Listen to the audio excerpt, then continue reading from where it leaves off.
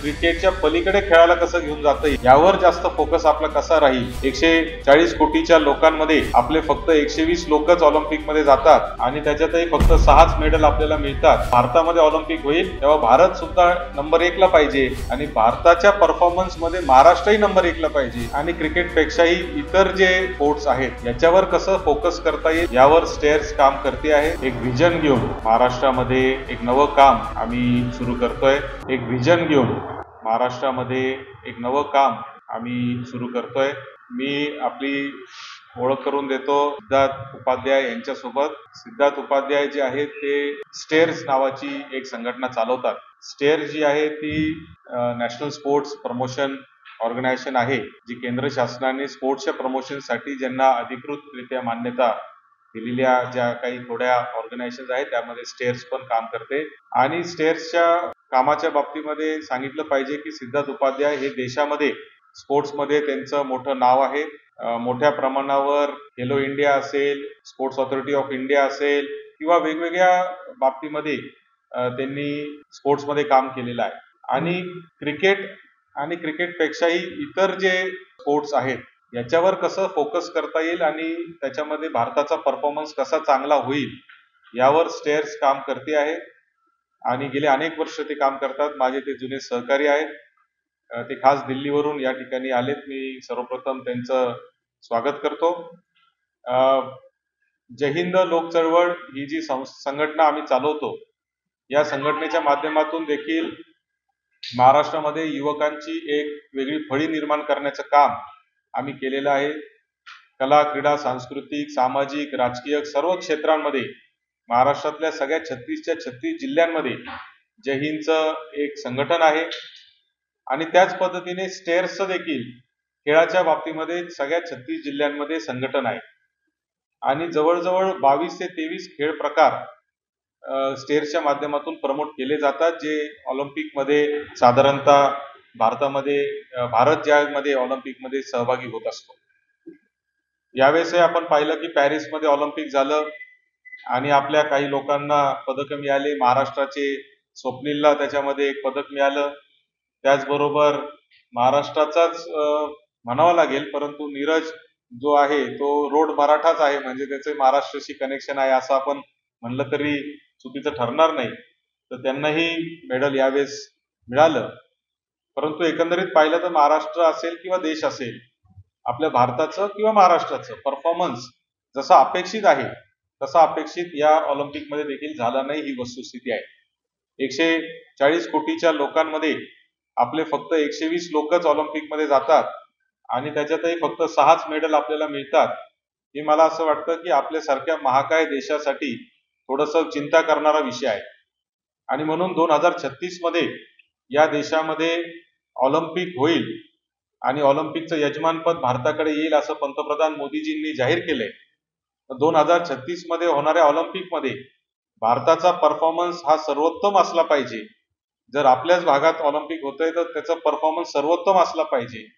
आणि त्या भारताच्या सर्वोत्तम परफॉर्मन्स मध्ये महाराष्ट्राचाही सर्वोत्तम परफॉर्मन्स असला पाहिजे, हे उद्दिष्ट ठेवून महाराष्ट्रामध्ये आम्ही काम करायचं ठरवलेलं आहे. आणि म्हणून मी सिद्धार्थजींना विनंती करतो, बाकीचे आमचे सर्व जय हिंद लोक चळवळचे सर्व पदाधिकारी या ठिकाणी आहेत. ऍडव्होकेट सुहास आहेर आहेत, जे शिर्डी संस्थांचे ट्रस्टी पण आहेत आणि ते जय हिंद मध्ये क्रीडा क्षेत्रामध्ये महाराष्ट्रात काम करतात. मिलिंद आवटी आहेत, ते स्वतः एक क्रीडा शिक्षकही आहेत आणि क्रीडा क्षेत्रामध्ये मोठं काम त्यांचं आहे. तिकडे आनंद आहेत, आनंद देखील स्टेअर्स बरोबर काम करतात. आणि संदीप लोहे आहे, जे माझ्यासोबत क्रिकेट असोसिएशन मध्ये देखील काम करतात. परंतु आजचा जो कार्यक्रम आहे हा क्रिकेटच्या पलीकडे खेळाला कसं घेऊन जाता येईल यावर जास्त फोकस आपला कसा राहील यावर उद्देशून हा आजचा कार्यक्रम आपला आम्ही जाहीर करतोय. आणि हा इव्हेंट नाहीये, हे जे काय आज आम्ही जाहीर करतोय ते इव्हेंट पुरतं मर्यादित नाहीये, तर ही मुवमेंट आहे आणि ती पुढचे 12 वर्ष आपल्याला चालवायची आहे. 2036 पर्यंत जेव्हा भारतामध्ये ऑलिम्पिक होईल तेव्हा भारत सुद्धा नंबर 1 ला पाहिजे आणि भारताच्या परफॉर्मन्स मध्ये महाराष्ट्रही नंबर 1 ला पाहिजे, हे उद्दिष्ट ठेवून आपण हे करतोय. तर मी सिद्धार्थला विनंती करतो की त्यांनी त्याचं प्रेझेंटेशन आणि थोडी माहिती द्यावी, अशी मी सिद्धार्थ उपाध्याय यांना विनंती करतो. नहीं नहीं, थैंक यू सत्यजीत भाई। आई थिंक सबसे पहले तो आपका धन्यवाद। आई थिंक जितना भी मराठी में समझ पाया ठीक ठाक आपने उसको एक्सप्लेन कर दिया, सो मेरे लिए बहुत ज़्यादा बोलने के लिए नहीं है, but I try and be little precise and yet I try and be little direct towards what do we want to achieve. One India one goal एक प्रोग्राम है जो पूरे भारतवर्ष में एक सिंगल एक लक्ष्य को ध्यान में रखकर, एक भारत एक लक्ष्य जो है एक लक्ष्य ध्यान में रखकर हम लोगों ने लॉन्च किया पिछले साल। कि भारतवर्ष जिसकी 140 करोड़ की जनसंख्या है, जिसमें 70 करोड़ के आसपास ऑफिशियली युवा हैं, और जिसमें स्पोर्ट्स में एक सर्टेन नंबर के मेडल्स आए हैं या एक सर्टेन नंबर के बच्चों ने या प्लेयर्स ने इंटरनेशनली पार्टिसिपेट किया है। और अगर हम व्यवसाय की भी बात कर लें तो करीब हम लोग 12-13 हज़ार करोड़ पे अभी बैठे हुए हैं। ये सारी चीजें हमारी जो पोटेंशियल है उसके हिसाब से बहुत कम है, और ये सारी चीजें हम लोग आने वाले प्रेजेंटेशन में देखेंगे। बातें आप सभी को पता है, बातें सरकार को भी पता है, बातें बिजनेस ओनर्स को भी पता है, स्पोर्ट्स लवर्स को भी पता है, सभी को पता है, लेकिन इसका सॉल्यूशन क्या है और उस सॉल्यूशन की शुरुआत कहां से की जाए। भारत सरकार ने माननीय प्रधानमंत्री जी के नेतृत्व में खेलो इंडिया शुरुआत किया। उनका एक लक्ष्य था कि खेल को पॉपुलराइज किया जाए, लोग उसको सीरियसली देखना शुरू कर दें। तो खेल पॉपुलराइज हो भी गया है, लोग खेल के बारे में बात करना भी शुरू हो चुके हैं, लेकिन पार्टिसिपेशन शायद अभी उस तरीके की नहीं हो रही है। और हम सब यहाँ जो बैठे हुए हैं, सत्यजीत भाई से जब मेरी मुलाकात हुई और हम लोग बहुत समय से एक दूसरे को जान रहे हैं और एक दूसरे की ग्रोथ को directly we have been watching the growth sitting at wherever we are sitting at respective capacities. हम लोगों ने जब इसके बारे में बात किया और जब मैंने ये बात सामने रखी तो इनकी तरफ से जो रिस्पॉन्स आया वो बहुत ही ओवरवेलमिंग रिस्पॉन्स था और बहुत ही पार्टिसिपेटरी रिस्पॉन्स था। इन्होंने सिर्फ उसको सुना नहीं, इन्होंने उसको समझा, उन्होंने उसको एनालाइज किया और then he got back to us and he said आप आओ बैठो बात करते हैं। तो आज जो हम यहाँ एकत्रित हुए हैं, जैसा भाई ने बोला कि ये कोई इवेंट नहीं है, ये एक मोमेंट है जिसकी शुरुआत हुई। और एक छोटी सी बात, चूंकि he is a very successful politician also, young leader also, हर तरीके से ये आगे बढ़ रहा है। छोटा सा अंतर जो मैं सभी को एक डिस्कशन के दौरान में स्टैब्लिश करने की कोशिश करता हूं, जो आज भी कर रहा हूं, देखिए कैंपेन और मूवमेंट में एक छोटा सा अंतर होता है। कैंपेन हमेशा टॉप डाउन होता है, मैंने ये सोचा और मैं चाहता हूं ये बात लोगों तक पहुंचे। मूवमेंट पब्लिक करती है, लोग करते हैं और वो बॉटम टू अप जाता है। हम जब यहां जो एकत्रित हुए हैं, हम कैंपेन की बात नहीं कर रहे हैं, हम मूवमेंट की बात कर रहे हैं। ये एक सीड है, एक बीज है जो हम यहाँ पे आज बो के जा रहे हैं और जिसमें हमको आप सभी की पार्टिसिपेशन चाहिए, हर लेवल पे पार्टिसिपेशन चाहिए, जो कर सकता है उसकी पार्टिसिपेशन चाहिए। तो उसकी शुरुआत में बेसिकली एक स्टेयर्स के इंट्रोडक्शन से आपको करता हूँ, क्योंकि आपके राज्य में शायद मेरी ये पहली कन्वर्सेशन आपके साथ हो रही है और आप सभी मीडिया के लोग हैं, स्पोर्ट्स को मुझसे बेहतर समझते हैं और जीते हैं सुबह से शाम तक। हमारी जो पार्टिसिपेशन है, मैं चाहता हूं कि आप उसको समझें और उसको गाइड करें, उसको होल्ड करें और महाराष्ट्र के लिए उसको जितना यूटिलाइज कर सकते हैं आप लोग उसको यूटिलाइज करें। उसमें हमारी जो अपनी योग्यता है या जो हमारी अपनी जो पार्टिसिपेशन है, मैं उसके लिए आगे बढ़ना चाहता हूँ। Stairs foundation, society for transformation inclusion and recognition through sports, सन 2000 में शुरू हुई थी। मेरा एक अपना छोटा सा ड्रीम था, मुझे लगता था कि स्पोर्ट्स जो है वो एक बहुत बढ़िया टूल है सोशल इंजीनियरिंग के लिए। जो बच्चे खेलते हैं वो बाकी बच्चों से बेहतर कनेक्टेड होते हैं, चाहे वो परिवार के साथ हो, चाहे वो समाज के साथ हो, चाहे वो किसी के साथ भी हो। इस थॉट के साथ इसकी शुरुआत की गई। हमारा जो मिशन है वो एक पूरे हिंदुस्तान में यूथ एम्पावरमेंट का हमारा मिशन है। हमारा जो विजन है वो हम ये चाह रहे हैं कि यूथ प्रिविलेज्ड हो या अंडर प्रिविलेज्ड हो, उसको आगे बढ़ने के लिए एक कन्फाइंड, एक ओपन, एक प्रोग्राम डायरेक्शन मिलता रहे जिसमें डिसीजंस उसके हों, न कि किसी और के हों। कुछ एक छोटे मोटे हमको अवार्ड भी मिले, सरकार ने काफी इस चीज को एक्नॉलेज किया, बहुत सारे हमारे प्रोग्राम्स रहे। हम आने वाले समय में इन चीजों की बात करते रहेंगे, बहुत समय में आपका जाया नहीं करना चाहता इस प्रेजेंटेशन में। हमारा इम्पैक्ट क्या हुआ? इस वक्त करीब 26 स्टेट में हम लोग एक्टिव हैं। 480 से ज्यादा डिस्ट्रिक्ट्स में हमारे लोग, करीब 50 लाख से ज्यादा हाउस होल्ड्स डायरेक्टली अफेक्टेड है। ये मैं बहुत कंजर्वेटिव नंबर आपको बता रहा हूँ। मैं ये सोच के बता रहा हूँ कि मीडिया से बात कर रहा हूँ तो सवाल आएगा तो मेरे पास जवाब होना चाहिए। एक्चुअली नंबर्स बहुत ज्यादा हैं इससे। 54 स्पोर्ट्स देश में होते हैं। आप सभी स्पोर्ट्स पर्सन हैं, आपको पता है 54 रिकॉग्नाइज स्पोर्ट्स हैं देश में, और हम सारे के सारे 54 रिकॉग्नाइज स्पोर्ट्स को लेकर चल रहे हैं, क्योंकि कहीं कोई खेला जाता है, कहीं कोई खेला जाता है। So we don't want to leave any stone unturned as far as growth and participation is concerned. स्कूलों के कुछ प्रोग्राम चल रहे हैं, 12,000 से ज्यादा स्कूल इन्वॉल्व हैं। इसके बारे में भी हम आगे चल के बात करेंगे। और इस वक्त करीब 2,500 के आसपास कोचेज हैं, 500 के आसपास डिस्ट्रिक्ट हैं, एवरेज 5 कोच हर डिस्ट्रिक्ट में हमारे साथ राइट नाउ कनेक्टेड हैं। ओवरऑल हमारे नंबर्स 40,000 के आसपास ऑर्गेनिकली जाएंगे अगले 3 साल में। That is what we are looking at. But उसके लिए प्रोग्राम्स भी होने चाहिए, और वो प्रोग्राम्स हम और आप साथ मिलकर बनाएंगे, हम बढ़ सकते हैं। अब आज का जो हमारी जो आज की बातचीत है, थोड़ा हम उसको कंटेक्चुअलाइज करते हैं आने वाले 3-4 स्लाइड्स में, कि भाई खेल की बात सभी करते हैं, ग्रोथ की बात सभी कर रहे हैं, लेकिन हम यहां क्यों बैठे हैं आज? ऐसा क्या होने जा रहा है, और ऐसा क्या मतलब बदल जाएगा देश में? So let's understand where we are in terms of sports as a country. आप सभी इस बात को मानते हैं कि हमारी एक ब्रांड बन चुकी है, पूरे विश्व में हमको जाना जा रहा है और देखा जा रहा है। एक सर्टेन पेडिस्टल पे हम लोग बैठे हुए हैं। अब उसको अगर फर्दर ब्रेकअप करें तो वो बाकी मिनिस्ट्रीज में, बाकी डिपार्टमेंट में और बाकी एक्टिविटीज में भी शो करनी चाहिए। And that is the point that we want to mention here, that total 17.8% पूरे विश्व का हम लोग पॉपुलेशन है, विच इज मोर देन 1/6। और हर इस बात को आप ओलंपिक मेडल्स के साथ कनेक्ट कर सकते हैं कि एक तरफ हम लोग 1/6 पॉपुलेशन है, लेकिन शायद हम लोग 1/6 योग्य नहीं है अभी तक। और आज जो हम लोग यहां बैठे हैं, उस योग्यता को स्टैब्लिश करने के लिए महाराष्ट्र के माध्यम से, सत्यजीत भाई के माध्यम से और इनके नेतृत्व में हम आगे बढ़ाने की बात कर रहे हैं। सो हर एक बात में मैं शायद यही चीज स्टैब्लिश करना चाह रहा हूं, और मैं चाहता हूं कि आपकी अटेंशन मिले। 142 करोड़ जो हमारे लोग हैं, उसमें करीब 25% के आसपास, 1/4 15 साल की उम्र के आसपास लोग हैं, विच मीन्स 15 साल का बच्चा है, उसकी एंगेजमेंट होनी चाहिए, engagement in the positive activities. So that's the second point that I want to mention, that why again we have connected here and why. बाकी नंबर्स हैं, आप देख रहे हैं, करीब 15 लाख के आसपास स्कूल्स हैं। 50% से ज्यादा हिंदुस्तान की पॉपुलेशन एजुकेशन में डायरेक्टली कनेक्टेड है। Again the point I want to make here is that को सुनेगी और रिस्पॉन्ड भी करेगी। That's the point that I want to make here. 7th largest economy है, कंट्री है, 5th लार्जेस्ट इकोनॉमी है, फास्टेस्ट ग्रोइंग पॉपुलेशन है, फास्टेस्ट ग्रोइंग इकोनॉमी है, जीडीपी हमारी इस नंबर पे पहुंच गई है, और 40% से ज्यादा यूथ स्पोर्टिंग एक्टिविटीज में एज फैंस कनेक्टेड है।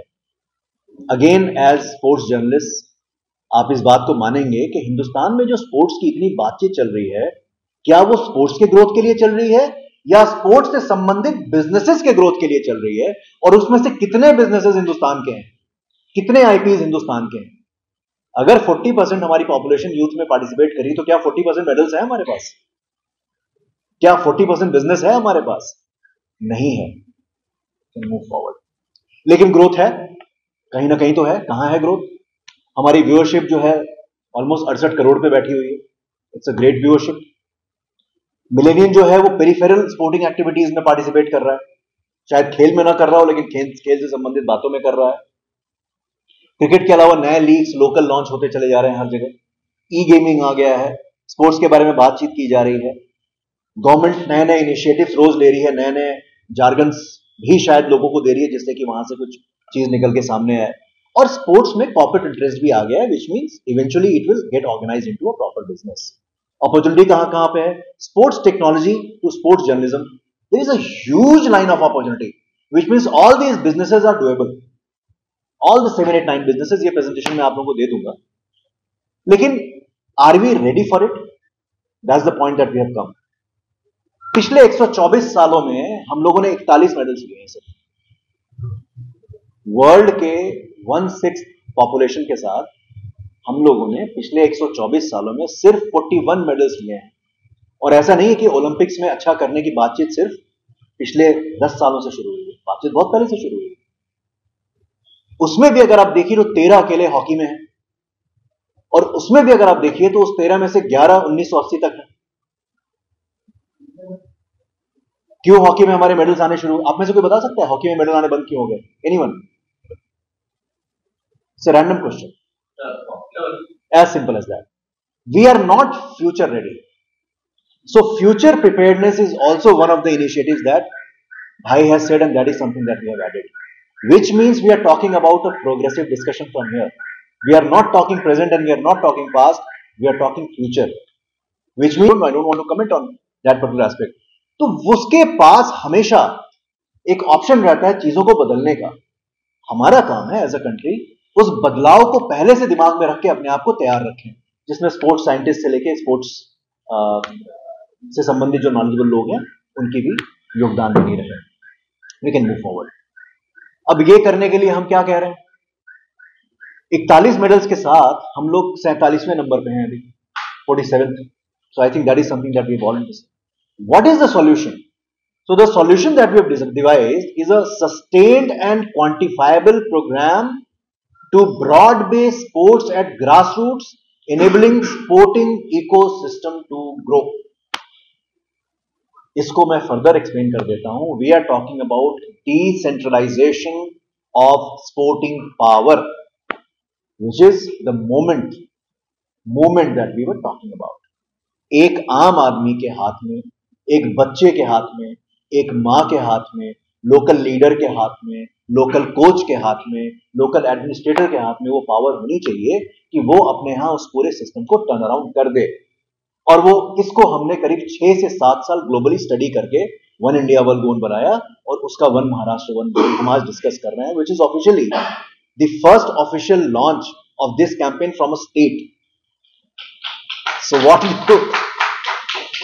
what you must understand as Maharashtrian, आप यहां बैठ के जो रूल बनाने जा रहे हैं पूरा हिंदुस्तान उसको फॉलो करने जा रहा है. तो आपने गड़बड़ कर दी तो बहुत सब गड़बड़ होगा और सही कर दिया तो सब सही होगा. सो ये आपके लिए है, और we are going to take the back seat here. Let's move forward, which is inclusive of everyone. So these are the primary points that we are discussing further. What is one India one goal, इसको आप समझ लेते हैं. ये एक slide important है और ये 3 हिस्सों में है: play to play, play to win and play to earn. मेरे अपने भी स्पोर्ट्स अथॉरिटी के पूरे टेन्योर में है. उसके बाद क्या? Trust me, no one has that answer. No one will ever get this answer till the time you are trying to patronise that boy and that kid and that man. आप उसको enable करिए ना, empower करिए, वो खुद करेगा. तो आपने एसेट को तो लाइबिलिटी बना दिया. Do you understand?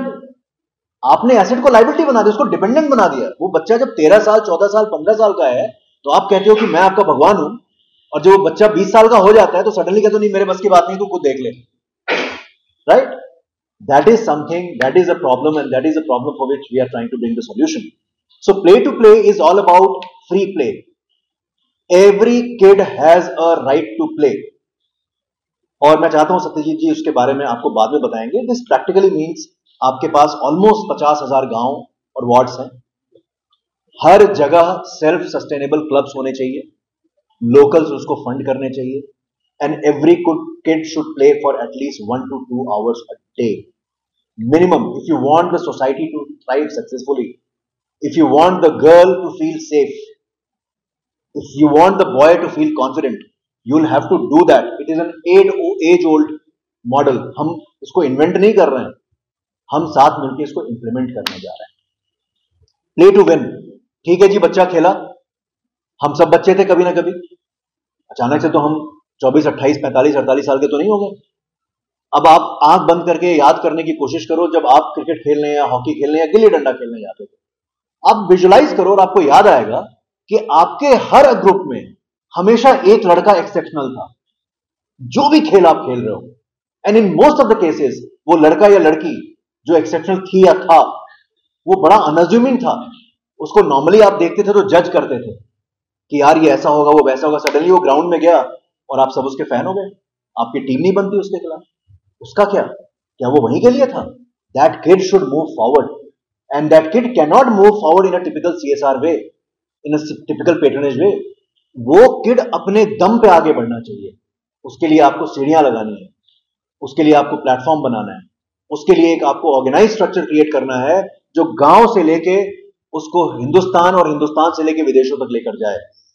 So play to win is a very organized, very organized inverted funnel model in which tournaments are created where kids could be scouted without overlooking the existing manpower in that particular area.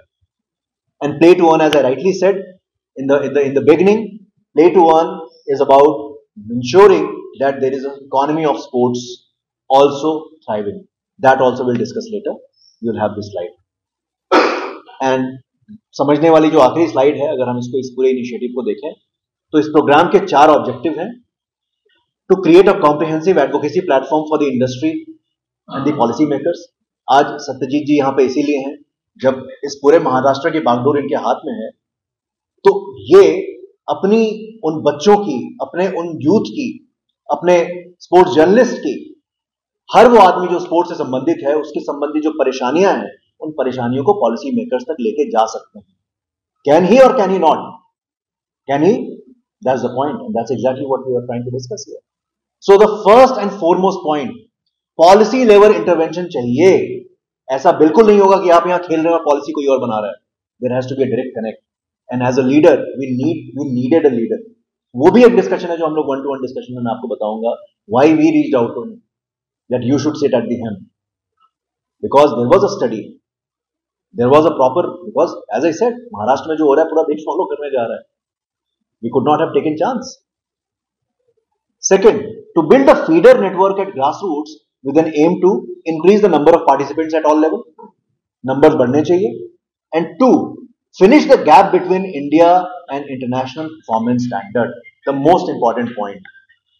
Logically, Olympics में खेलने जा रहा है एक Indian, नीचे से खेलता हुआ. अब एक बच्चा एक सपोज 100 मीटर भाग रहा है 11 सेकंड में. हिंदुस्तान का जो नेशनल एवरेज है सपोज 11.2 सेकंड है, उसको सरकार ने उठा लिया और ग्रूम करना शुरू